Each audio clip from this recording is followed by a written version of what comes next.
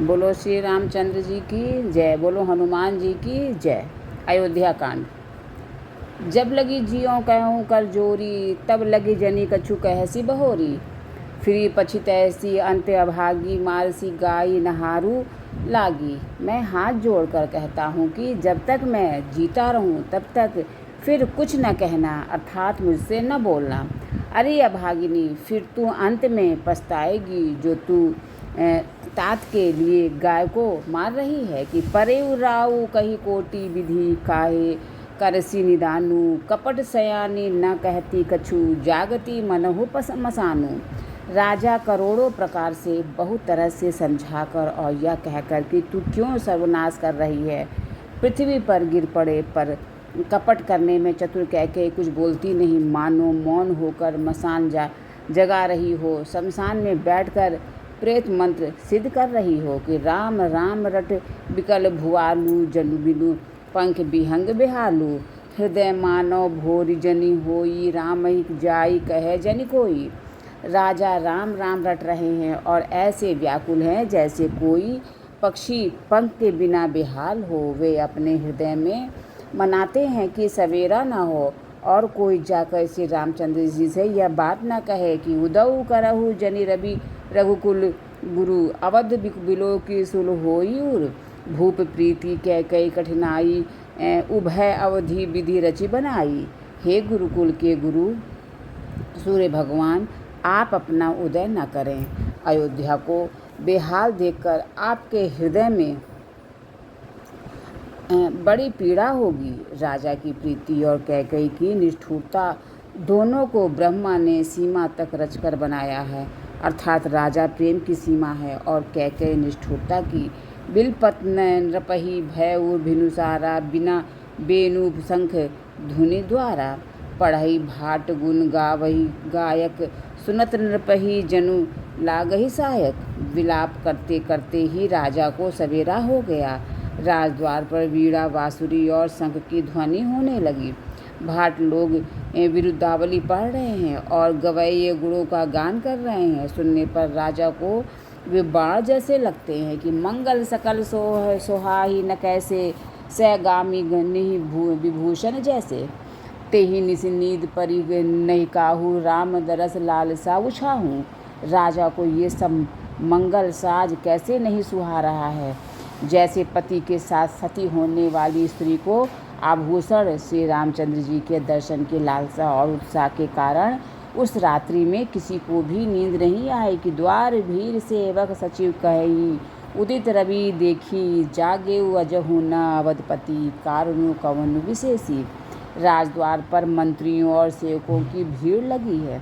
वे सब सूर्य को उदय हुआ देखकर कहते हैं कि ऐसा कौन सा विशेष कारण है कि अवधपति दशरथ जी अभी तक नहीं जागे। कि पछिले पहर भूपू नित जागा, आजू हम ही बड़ अचरजु लागा। जाहू सुमंत्र जगावहु जाई, कीजिए आकाजु रजायसु पाई।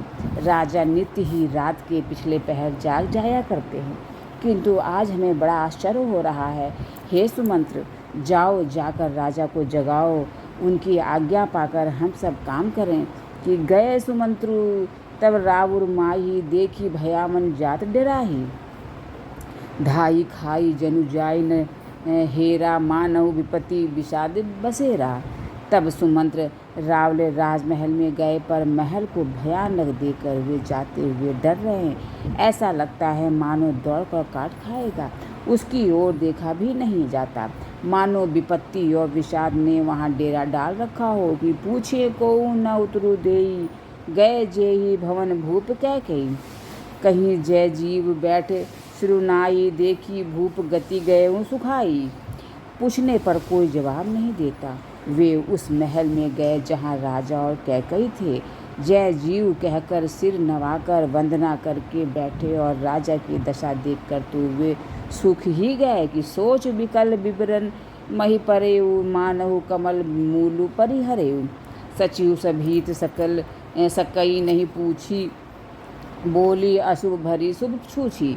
राजा सोच से व्याकुल हैं, चेहरे का रंग उड़ गया है, जमीन पर ऐसे पड़े हैं मानो कमल जड़ छोड़कर, जड़ से उखड़कर मुरझाया पड़ा हो। मंत्री मारे डर के कुछ पूछ नहीं सकते। तब अशुभ से भरी हुई और शुभ से विहीन कैकई बोली कि परी न राजहि नींद निशि हेतु नाज जगदीशु, राम राम रटि भोरू किए कहे न मरमु महिषु। राजा को रात भर नींद नहीं आई। इसका कारण जगदीश्वर ही जाने। इन्होंने राम राम रटकर सवेरा कर दिया, परंतु इसका भेद राजा कुछ भी नहीं बतलाते कि आनहु राम ही बेगी बोलाई ये समाचार, तब पूछे हूँ आई। चले सुमंत्रु राय रुख जानी, लखी कुचालू किन्हीं कचुरानी। तुम जल्दी राम को बुला लाओ, तब आकर समाचार पूछना कि राजा का रुख जानकर सुमंत्र जी चले कि समझ गए कि रानी ने कुछ कुचाल की है, कि सोच बिकल मग पर न पाऊँ, राम ही बोली कही का राऊ। उर्धरि धीरजू गए द्वारे, पूछे ही सकल देखी मनु मारे। सुमंत्र सोच से व्याकुल हैं, रास्ते पर पैर नहीं पड़ता, आगे बढ़ा नहीं जाता। सोचते हैं राम जी को बुलाकर राजा क्या कहेंगे। किसी तरह हृदय में धीरज धरकर वे द्वार पर गए। सब लोग उनको मन मारे देखकर पूछने लगे कि समाधान कर सो सबही का, गयउ जहाँ दिनकर कुलटी का। राम सुमंत्र ही आवत देखा, आदरु कीन्य पिता समलेखा। सब लोगों का समाधान करके किसी तरह समझा बुझाकर सुमंत्र वहाँ गए। वहाँ सूर्यकुल के तिलक श्री रामचंद्र जी थे। श्री रामचंद्र जी ने सुमंत्र को आते देखा तो पिता के समान समझकर उनका आदर किया कि निरखी बदनु कही भूप रजाई, रघुकुल दीप ही चले उले आई। राम को भांति सचिव संग जाही, देखी लोग जहते हैं बिलखाही। श्री रामचंद्र जी के मुख को देखकर और राजा की आज्ञा सुनाकर वे रघुकुल के दीपक श्री रामचंद्र जी को अपने साथ लिवा चले कि श्री रामचंद्र जी मंत्री के साथ बुरी तरह से बिना किसी लवा के मेके जा रहे हैं। वह देखकर लोग जहाँ तहाँ विषाद कर रहे हैं कि जाई देख रघुवंश मणि, नरपति निपट कुसाजू, सहमी परे लखी सिद्धि नहीं, मनहु वृद्ध गजराजू। रघुवंश मणि श्री रामचंद्र जी ने जाकर देखा कि राजा अत्यंत ही बुरी हालत में पड़े हैं, मानो सिंहनी को देखकर कोई बूढ़ा गजराज सहम कर गिर पड़ा हो। कि सूख ही अधर जरई सबु अंगू, मनहु दीन मनिहीन भुअंगू। सरु समीप दीखी कैकई, मानहु मीचू घरी गन लेई।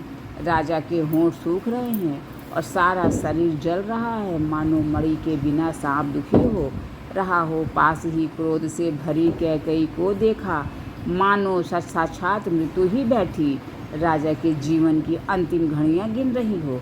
कि करुणा में मृदु राम सुभाऊ, प्रथम धीक दुखु सुना न काऊ। तदपि धीर धरी समऊ बिचारी, पूछी मधुर वचन महतारी। श्री रामचंद्र जी का स्वभाव कोमल और करुणामय है। उन्होंने अपने जीवन में पहली बार यह दुख देखा। इससे पहले कभी उन्होंने दुख सुना भी न था। तो भी समय का विचार करके हृदय में धीरज धरकर उन्होंने मीठे वचनों से माता कैकेयी से पूछा कि मोहि कहू मातु तात दुख कारण, करिए जतन जेहि होई निवारण। सुनहु राम सबु कारनु, एहु राजहि तुम पर बहुत स्नेहु। हे माता, मुझे पिताजी के दुख का कारण कहो, ताकि जिससे उसका निवारण हो, दुख दूर हो, वह यत्न किया जाए। कैकेयी ने कहा, हे राम सुनो, सारा कारण यही है कि राजा का तुम पर बहुत स्नेह है। देन कन्ने कहे नि मोहि दुई वरदाना, मांगे जो कछु मोहि सुहाना। सो सुनि भयउ भूप उर सोचू, छाड़ी न सकही तुम्हार संकोचू। उन्होंने मुझे 2 वरदान देने को कहा था। मुझे जो कुछ अच्छा लगा वही मैंने मांगा। उसे सुनकर राजा के हृदय में सोच हो गया, क्योंकि ये तुम्हारा संकोच नहीं छोड़ सकते कि सूत स्नेहु इत बचनु, उत संकट परे नरेशु, सकहु त आयसु धरहु, सिर मटेहु कठिन कलेसु। इधर तो पुत्र का स्नेह और उधर वचन। राजा इसी धर्म संकट में पड़ गए हैं। यदि तुम कर सकते हो तो राजा की आज्ञा शिरोधार्य करो और इनके कठिन क्लेश को मिटाओ। कि निधरक बैठी कहे कटुबानी, सुनत कठिनता अति कुलानी। जीव कमान बचन सर नाना, मनहु महीप मृदु लक्ष्य समाना। कैकई बेधड़क बैठी ऐसी कड़वी वाणी कह रही है जिसे सुनकर स्वयं कठोरता भी अत्यंत व्याकुल हो उठी। जीभ धनुष है, वचन बहुत से तीर है और मानो राजा ही कोमल निशाने के समान है कि जनु कठोर पनु धरे शरीरु सीखई धनुष विद्या वर बीरू। सबु प्रसंगु रघुपति ही सुनाई बैठी मनहु तनु धरे निठुराई। इस सारे साज समान के साथ मानो स्वयं कठोरपन श्रेष्ठ वीर का शरीर धारण करके धनुष विद्या सीख रहा है। श्री रघुनाथ जी को सब हाल सुनाकर वह ऐसे बैठी है मानो निष्ठुरता ही शरीर धारण किए हुए कि मन मुस्काई भानु कुल भानु रामु सहज आनंद निधानु। बोले बचन विगत सब दूषण मृदु मंजुल जगुबान विभूषण। सूर्यकुल के सूर्य स्वाभाविक ही आनंद निधान श्री रामचंद्र जी मन में मुस्कुराकर सब दूसरों से रहित ऐसे कोमल और सुंदर वचन बोले जो मानव वाणी के भूषण ही थे कि सुनो जननी सोई सूतु बड़ भागी जो पितु मातु बचन अनुरागी। तनय मातु पितु दोष निहारा दुर्लभ जननी सकल संसारा। हे माता सुनो बड़ भागी है जो पिता माता के वचनों का अनुरागी पालन करने वाला है। आज्ञा पालन के द्वारा माता पिता को संतुष्ट करने वाला पुत्र हे जननी सारे संसार में दुर्लभ है कि मुनिगण मिलनु विशेषी बन सबहि भांति हित मोर। ते ही मह पितु आयसु बहुरी सम्मत जननी तोर। वन में विशेष रूप से मुनियों का मिलाप होगा जिससे मेरा सभी प्रकार से कल्याण है। उसमें फिर पिता की जी की आज्ञा और हे जननी तुम्हारी सम्मति है। भरतु भा प्राण प्रिय पावहि राजू विधि सब विधि मोहि सन्मुख आजू। भर जो न जाऊ बन ऐसे यु काजा प्रथम गनिये मोहि मुड़ समाजा। और प्राण प्रिय भरत राज्य पावेंगे। इन सभी बातों को देखकर यह प्रतीत होता है कि आज विधाता सब प्रकार से मुझे सम्मुख है, मेरे अनुकूल है। यदि ऐसे काम के लिए भी मैं वन को न जाऊं तो मूर्खों के समान समाज में सबसे पहले मेरी गिनती करनी चाहिए कि से वही अर्डू कल्पतरु त्यागी परिहरि अमृत लेई विसुबा मागी। तेउ न पाई अस समऊ चुकाही देखो बिचारी मातु मन माही। जो कल्प वृक्ष को छोड़कर ऋण की सेवा करते हैं और अमृत त्याग कर विष मांग लेते हैं, हे माता तुम मन में विचार कर देखो वे महामूर्ख भी ऐसा मौका पाकर कभी न चूकेंगे कि अम्ब एक दुख मोहि विशेषी निपट विकल नर नायक देखी। थोड़ी बात पितहि दुख भारी होती प्रतीति न मोहि महतारी। हे माता मुझे एक ही दुख विशेष रूप से हो रहा है, वह महाराज को अत्यंत व्याकुल देखकर। इस थोड़ी सी बात के लिए ही पिताजी को इतना भारी दुख हो। हे माता मुझे इस बात पर विश्वास नहीं होता कि राउ धीर गुण उदधि अगाधु भा मोहि ते कछु बड़ अपराधु। जाते मोहि न कहत कछु राउ मोरी शपथ तो ही कहूँ सतिभाऊ। क्योंकि महाराज तो बड़े ही धीर और गुणों के अथाह समुद्र हैं। अवश्य ही मुझसे कोई बड़ा अपराध हो गया है जिसके कारण महाराज मुझसे कुछ नहीं कहते। तुम्हें मेरी सौगंध है माता, तुम सच सच कहो कि सहज सरल रघुवीर बचन कुमति कुटिल करि जान। चलई जोक जल बक्र गति यद्यपि सलील समान। रघुकुल में श्रेष्ठ श्री रामचंद्र जी के स्वभाव से ही सीधे वचनों को दुर्बुद्धि कहकर टेढ़ा ही करके जान रही है। जैसे यद्यपि जल समान ही होता है परंतु जोक उसमें टेढ़ी चाल से ही चलती है। रहसी रानी राम रुक पाई बोली कपट स्नेहु जनाई। शपथ तुम्हारे भरत कै आना हेतु न दूसर मैं कछु जाना। रानी कैकई से रामचंद्र जी का रुख पाकर हर्षित हो गई और कपट पूर्ण स्नेह दिखाकर बोली कि तुम्हारी शपथ और भरत की सौगंध है, मुझे राजा के दुख का दूसरा कुछ भी कारण विदित नहीं है कि तुम अपराध जोगु नहीं ताता जननी जनक बंधु सुखदाता। राम सत्य सबु जो कछु कहूँ, तुम पितु मातु बचन रत अहूँ। हे तात, तुम अपराध के योग नहीं हो, तुमसे माता पिता का अपराध बन पड़े यह संभव नहीं। तुम तो माता पिता और भाइयों को सुख देने वाले हो। हे राम, तुम जो कुछ कह रहे हो वह सब सत्य है। तुम माता पिता के वचनों के पालन में तत्पर हो कि पीते ही बुझाई कहूँ बरिसोई, चौथे पन जे ही अज सुन होई।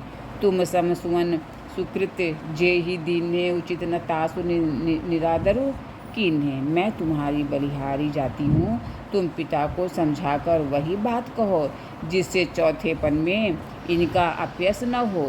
जिस पुण्य ने इनको तुम जैसे पुत्र दिए हैं उसका निरादर करना उचित नहीं है कि ला गई कुमुख बचन शुभ कैसे, मगह गयादिक तीर्थ जैसे।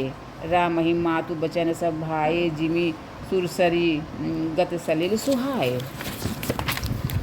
कैकेयी के बुरे मुख में ये शुभ वचन कैसे लगते हैं, जैसे मगध देश में गया आदिक तीर्थ श्री रामचंद्र जी को माता कैकेयी के सब वचन ऐसे अच्छे लगे जैसे गंगा जी में जाकर अच्छे बुरे सभी प्रकार के जल शुभ सुंदर हो जाते हैं। कि गई मूर्छा राम ही सुमीरी, नृप फिरी करवट लीनी, सचिव राम आगमन कही, विनय समय समकीन। इतने में राजा की मूर्छा दूर हुई।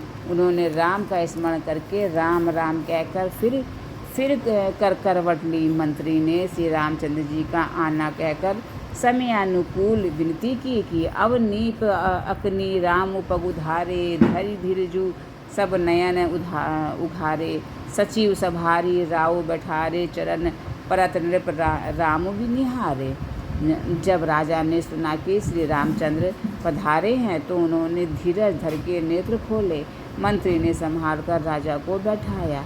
राजा ने श्री रामचंद्र जी को अपने चरणों में पड़ते प्रणाम करते देखा।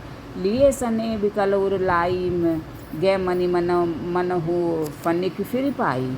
राम ही चितई रहे उर नर नाहु, चला बिलोचन बारी प्रभाऊ।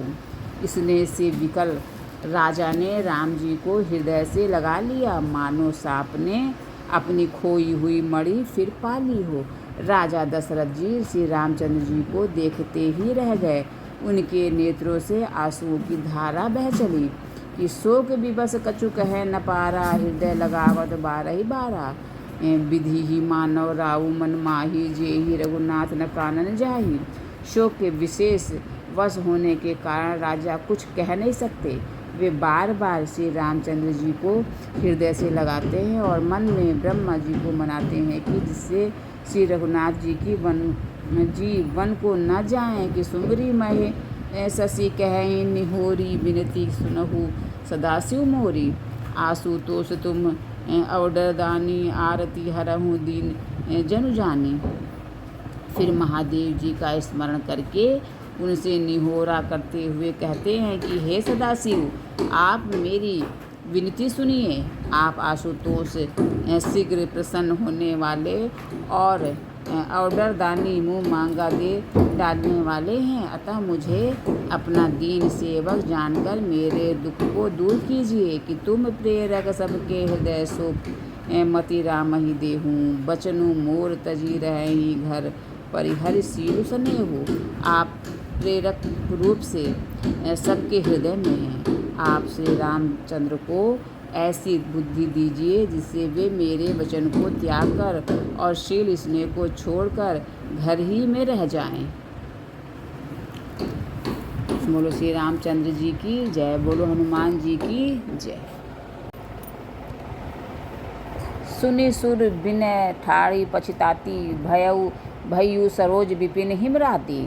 देखी देव पुनि कहे निहोरी, मातु तो ही नहीं थोरी ये खोरी। देवताओं की विनती सुनकर सरस्वती जी खड़ी खड़ी पछता रही हैं कि मैं कमल वन के लिए हेमंत ऋतु की रात हुई। उन्हें इस प्रकार पछताते देखकर देवता फिर विनय करके कहने लगे, हे माता, इसमें आपको जरा भी दोष न लगेगा कि विस्मय हरस रहित रघुराऊ तुम जानहु, सब राम प्रभाऊ। जीव करम बस सुख दुख भागी, जाइए अवध देवहित लागी। श्री रघुनाथ जी विषाद और हर्ष से रहित हैं। आप तो श्री राम जी के सब प्रभाव को जानती ही हैं कि जीव अपने कर्म वश ही सुख दुख का भागी होता है।